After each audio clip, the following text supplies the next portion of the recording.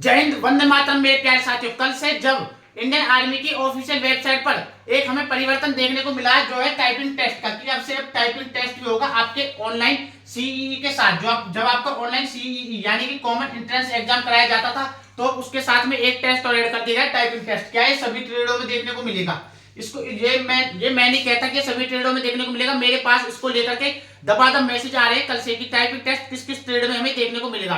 तो इस वीडियो के माध्यम से मैं आपके सारे डाउट क्लियर कर दूंगा कल वाले अपडेट को लेकर के। और आपने तैयारी अगर शुरू नहीं की है तो जल्दी से अपनी तैयारी शुरू कर दीजिए। सुबह शाम अपनी रेस और दिन में अपनी पढ़ाई, जिससे आपकी तैयारी और भी बेहतर हो सके और एक बारी में आप अपना सिलेक्शन पा सको।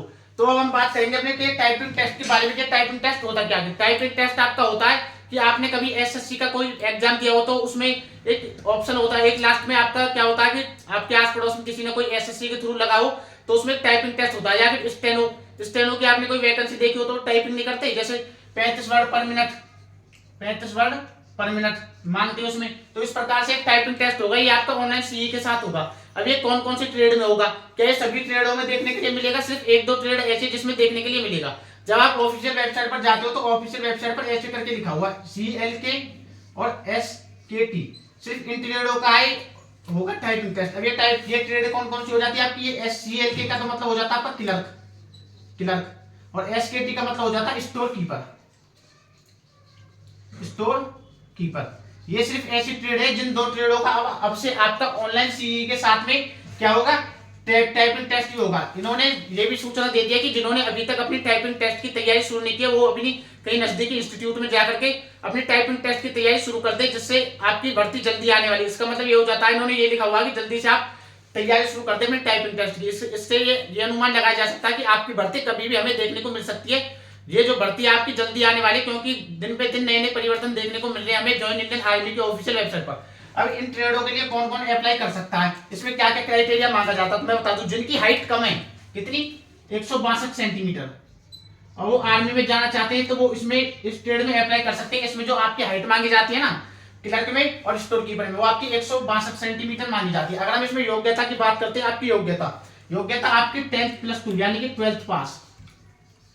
12th पास हर सब्जेक्ट में, यानी कि सभी जो जैसे 12th में 5 सब्जेक्ट होते हैं तो पांचों सब्जेक्ट में आपके 50 से प्लस मार्क्स होने चाहिए, यानी कि 50 से ज्यादा नंबर होने चाहिए आपके हर सब्जेक्ट में।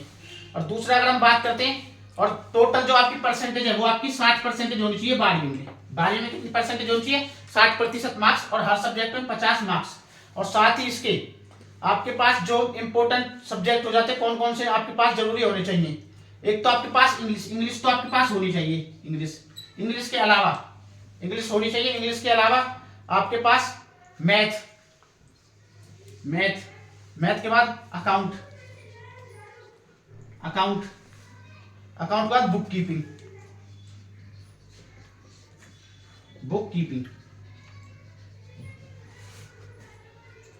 ये सब्जेक्ट हो जाते हैं। आप चाहे आर्ट से करो 12वीं, चाहे आप साइंस से करो, चाहे कॉमर्स से, उसके साथ में आपके पास इंग्लिश होनी चाहिए। ये तो कंपलसरी इंग्लिश तो होनी चाहिए। और इन तीनों सब्जेक्टों में से एक सब्जेक्ट आपके पास कंपलसरी होना चाहिए। एक सब्जेक्ट और होता है इसमें टाइपिंग का होता है, वो अगर वो आप ऐड कर लेना। नहीं, आपके पास मैथ, अकाउंट, बुक कीपिंग, इनमें से आपके पास एक सब्जेक्ट कंपलसरी होना चाहिए 12वीं में। और आपकी जो नंबर है आपके हर सब्जेक्ट में 50 होने चाहिए। टोटल आपके 60% से ऊपर मार्क्स होने चाहिए। और इंग्लिश सब्जेक्ट आपके पास कंपलसरी होना चाहिए। इसमें क्राइटेरिया रहता है।